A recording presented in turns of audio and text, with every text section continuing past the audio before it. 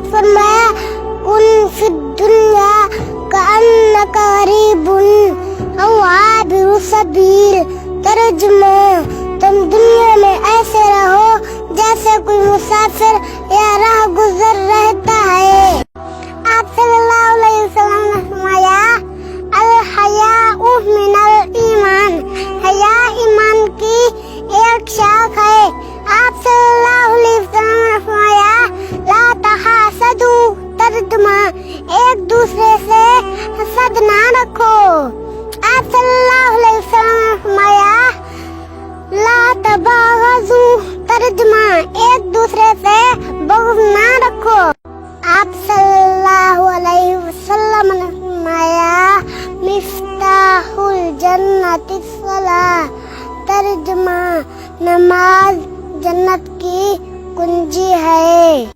آپ صلی